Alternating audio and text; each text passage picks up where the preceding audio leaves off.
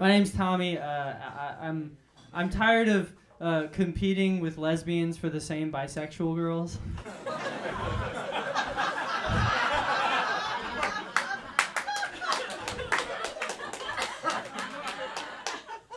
The enemy's in the building. No, just look at me though. If you look like me, you have to date bisexual girls. I'm pretty sure it's the law. Not for long, though. This is going to be illegal. But Biden made it the law, so I had to. But it's hard. It's hard, though, because the bisexual girls have a choice between someone who can make them come 7 times a night or just a goofy guy, you know? And for a while, like, I was thinking about playing around with my gender, sexuality, or whatever. It's like there were these voices inside my head going, "You're queer, you're queer, you're queer." But I'm pretty sure that was just the bisexual girls I was sleeping with whispering that to me in my sleep. They almost got me. I had to. I've opened with that for a while, and my first time performing at Zanies a few months ago, I got the recording. And I posted it to TikTok. And for the first time, a joke of mine did pretty good on TikTok. It went like mini viral. But it was a very specific community. I woke up. There's no way you guys see where this is going. I woke up and there was 100 comments from trans women that said, "I used to be the goofy guy."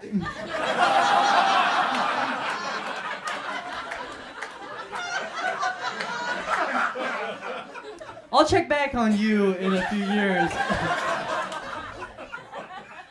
So we'll see. I don't know. Some of the other comedians have a bet going. Oh yeah. Okay, I don't want to take up too much space with these gay jokes, you know, because it is the majority of my set. I don't want to take up too much space. One of my friends was telling me I should think about that, so I've been trying to think about it, and it was in my head. And I went to an open mic at a bar called My Buddies. Does anyone know My Buddies? Yeah. If you don't know, yeah, that's about right. The rest of you don't know, My Buddies is a gay sports bar, which I think just means it's a regular bar. I think they cancel each other out. That's how that works. But I went there for an open mic, and I got there early to reserve a good spot. And I signed up for the number 7 spot, so, you know, people will be warmed up, they won't be tired yet. And then the host gets there, and she's like, "Y'all, the first 10 spots are reserved for women, people of color, and queer folks." And I looked down at myself, I was like, I could probably get away with this, but but I don't want to take up space, like I said. So I went up to her, I was like, "Look, I'm sorry, I didn't know that. You should bump me down, you know? You should bump me down to the number 11 spot or whatever." And I swear to God, she looked me up and down. She goes like this. "You're good." But then I had to convince her I was straight, you know? It was like talking to my dad.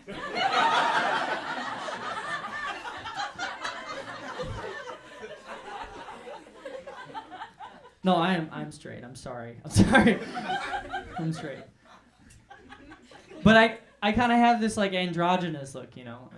And I like that. I don't know what it is about it. I like it. I just like the idea of a girl looking at me and going, "What is that?"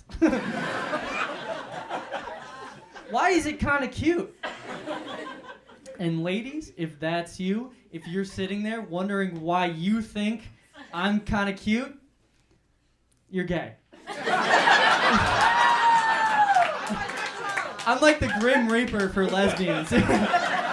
If I show up in your life, you're about to make some changes.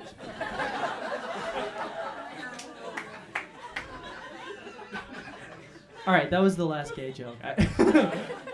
I work in a preschool with these little bastards.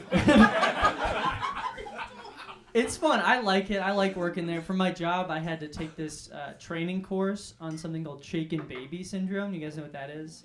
Yeah. I took this 2-hour online training course on shaken baby syndrome, where basically the only message in this 2-hour course was, "Don't shake them." That was it. Partway through the course, they had quizzes that were like, "Are you gonna shake them?"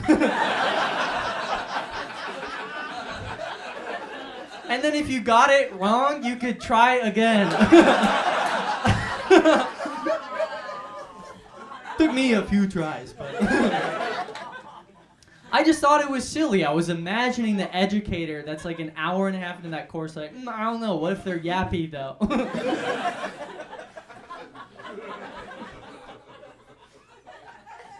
Can we shake them if they're yappy? But I started working there. It's fun. I like it. You're not supposed to have favorites. I do have a favorite though. Chill. He's my favorite. He's this little 3-year-old because he's funny. I like him because he's funny. We do bits together. We have jokes together. His favorite one is he'll just go, Tommy, I put my finger in your eyeball.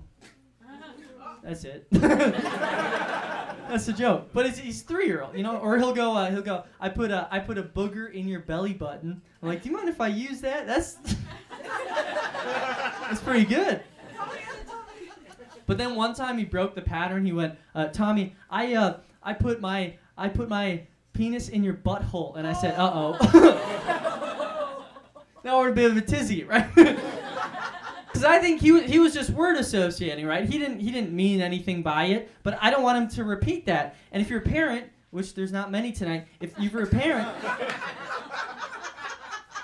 you know this situation. You've been in this situation. If your kid says something that you don't want them to repeat, you have to respond very carefully. Because if you're too forceful, then they'll know you said something special, right? But if you don't say anything at all, then they'll keep saying it just to get a reaction out of you. I didn't know what to do. I was torn. So I shook him.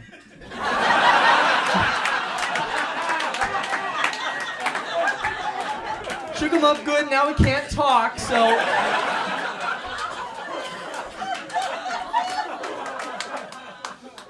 It solves my problem. All right, you guys have been wonderful. I'm Tommy. I'm going to get out of here.